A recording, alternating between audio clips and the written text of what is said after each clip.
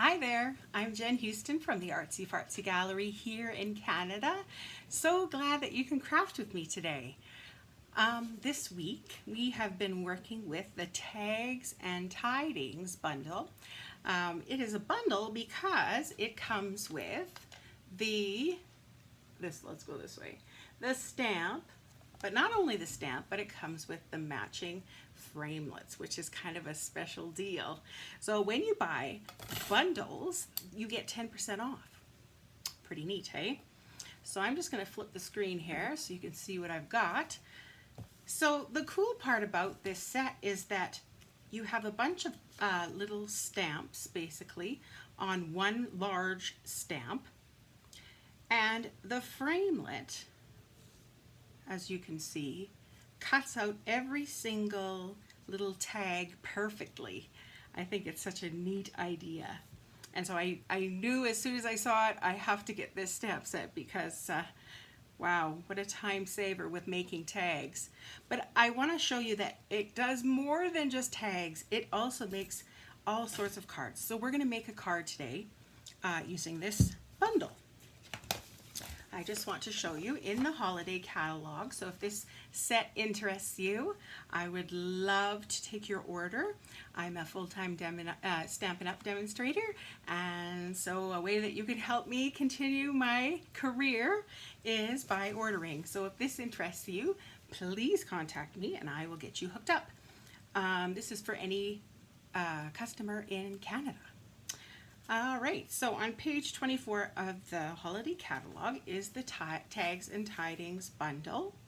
There's the stamp set. Then if you just want the framelits, you can order them separately, but if you get the bundle, you save yourself 10% like I was saying. So check that out. It's $54 for the bundle. All right, let's get rolling. I'll show you the card that I made, and it'll kind of inspire the next card that we make. So I'm just going to hold this up a little bit. So I kind of wanted it to be kind of woodsy looking. Kind of, you know, let's do this masculine, feminine.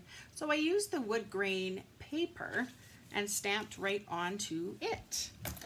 So we're going to do something similar, but use some different colors, of course. I don't want to make the same card again. There's nothing wrong with that, but I like to switch things up. All right, so I'm using Mary Merlot.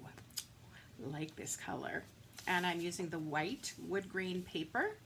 I have a little piece here of early espresso and another little piece of the wood grain paper. And I used my square, whatchamacallit, stitch framelits. Can you see the outside edge there? To cut that square out. Okay, so I'm going to set most of these things aside except for this white wood grain paper. And I'm going to get out my early espresso ink. And I'm going to ink up this huge stamp set. So of course, because it's so big, it wouldn't really make sense to go this way to ink it up, would it? Nah, it's too heavy. So just lay your big stamp down and then meet your ink to the stamp. So just that way you can see, is everything covered? Everything's all inked up properly. All right, so I want to tilt the stamp, but you can actually lay the paper onto the stamp if the stamp is just too heavy. But I want to see exactly where I'm putting it on the paper. Okay, so here we go. 1, 2, 3. Actually, I'm going to move down a tad. Oh, and you know what I did do? I should have put it onto the paper piercing mat. The foam pad kind of gives it a little extra give when you have these photopolymer stamps. The photopolymers are the ones that are see-through. So sometimes the ink doesn't transfer quite to the paper. Here, I'm actually gonna, while it's still stuck there, gonna give it an extra push.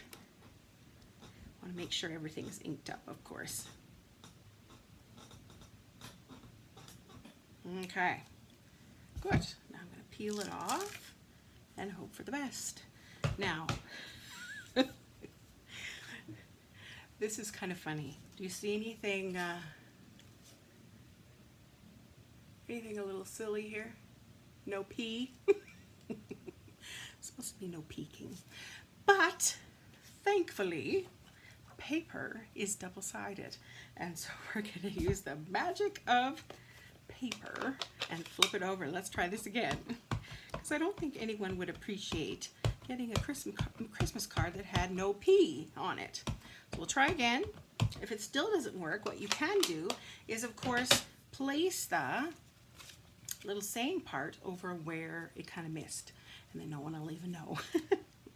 All right, let's try this again here. No more no P. Okay. Let's get right into the middle there. I'll show you another trick too if you're having trouble getting the ink to transfer onto your paper. So if the foam pad's still not working, what you can do, lift it up and give it a rub. That way everything has kind of touched the stamp.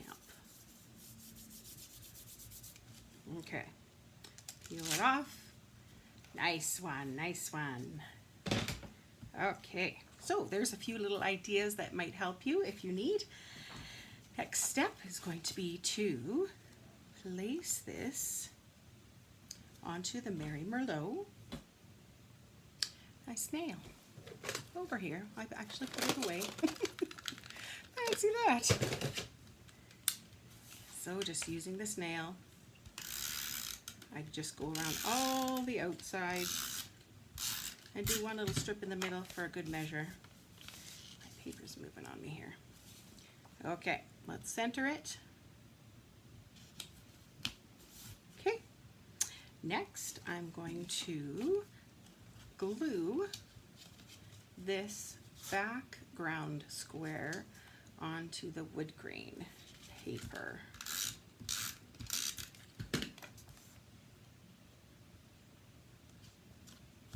Just in the center.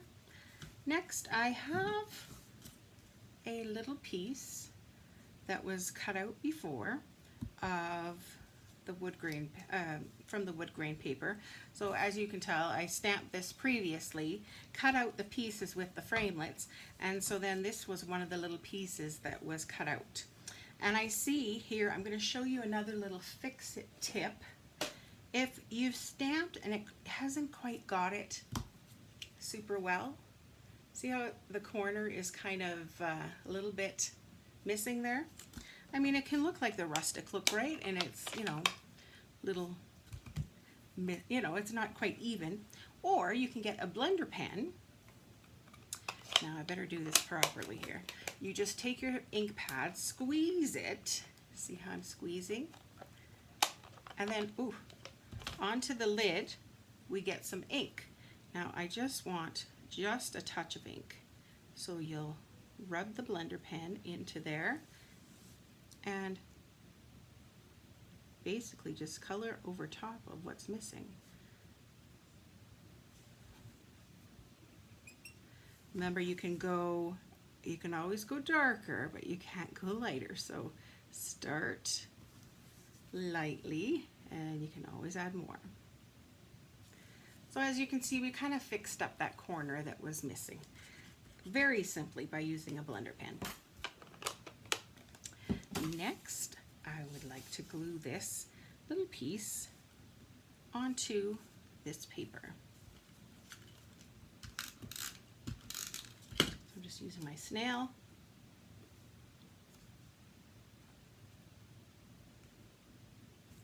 Kind of make sure it's a little centered there. Now I've used the jute. Stampin' Up! Has some neat ribbon and jute. I want to use kind of stick with the kind of woodsy look. So I pre-tied this and I'm going to get out, oh, my glue dots are finished. I didn't get another bucket. Okay, so normally I would put a little glue dot here, but for now I'm just going to put some tape on here and whatever is kind of hanging out where I don't want it, I can always use that eraser to get rid of some of those pieces that you don't want.